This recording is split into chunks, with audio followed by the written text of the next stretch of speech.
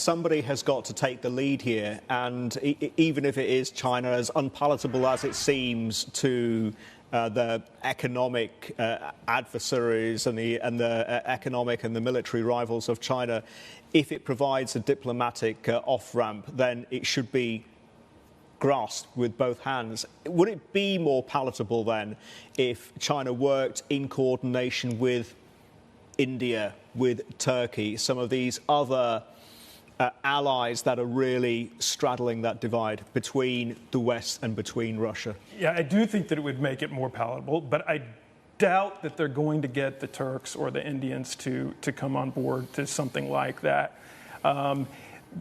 Look, what's been proposed is a non-starter. The Ukrainians are not going to accept anything less than retaking all their territory. I think that probably they won't accept anything and less. Russian troops out, right? Yeah, and Russian troops out. Yeah, taking it all back. And I'm talking about 2014. I'm not talking about 2022.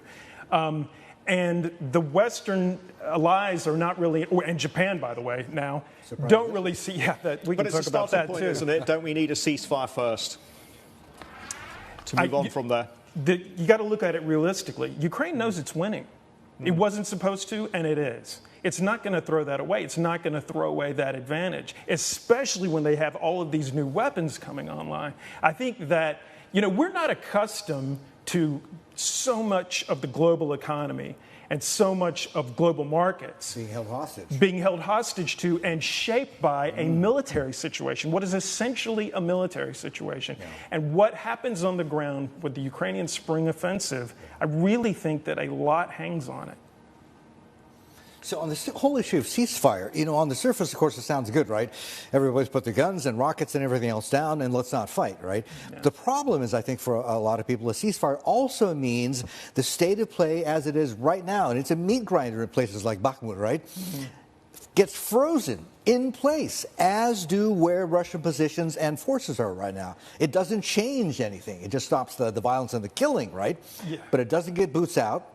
Right, Russian boots out, and doesn't really change the calculus of the whole situation at all. No, in fact, well, it does change it a little bit because it allows Russia to reform and bring more people in. This is another reason why you're not going to see Ukraine do it. Ukraine has got Russia on the proverbial back foot right now. They're probably about to have them even more on the back foot. They don't want to say, time out and let the Russians bring in another 400,000 conscripts or whatever, though I don't think that it would make a difference. Ariel Cohen was making this exact point in the conversation yesterday, that this will be viewed as an opportunity for Moscow to rearm and re-equip. So that's to be borne in mind as well. Ted, I got to ask you, do you think that in the back of Xi Jinping's mind, and who really knows, right? But do you think personally, having watched this situation very closely for quite a while, more than a year, right, that Xi going over there, his bet is that Russia will prevail?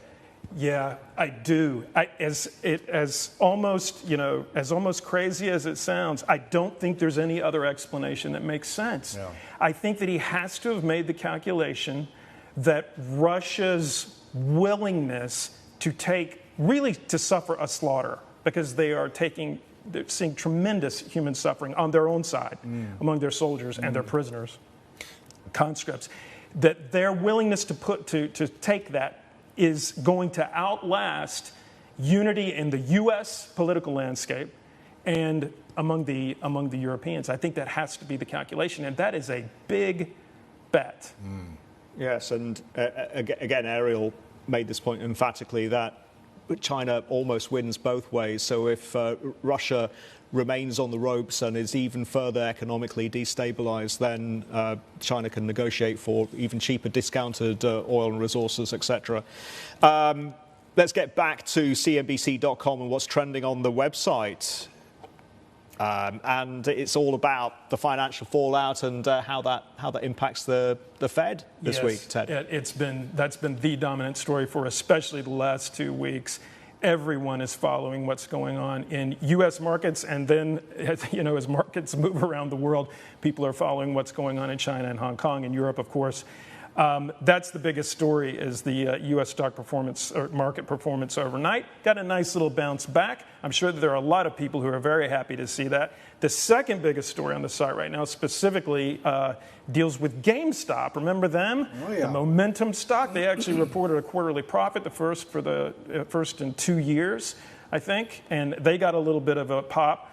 And then the third story, the other big topic other than the Ukraine war, is AI and these new chatbots. We're seeing the CEO of Google telling his employees that first of all, that they have to test with the public now, and warning his staff, according to a memo that we've seen, that things are going to go wrong. Which that's probably a pretty safe bet based on what we've seen come out of Microsoft. There's also rapper Bad Bunny sued for $40 million over ex-girlfriend's voice recording. I didn't know we were a tabloid. Is that trending too? Well, I just saw it on the website. Wow. I'm more of a Wu-Tang fan. I can look into that and see what the traffic is on that one. There you go. You got to worry about Bard, though, right? This is Google's offering, right? 80,000 of their people tested it, but then they come out and say, but things could still go wrong. And you know something? I just think that Microsoft is really so far in front of everybody else, including the Chinese tech companies. Yeah. And I almost feel like, things are going to go wrong because nobody else has really got a product yet. They just feel market pressure to show that they have one. Yeah.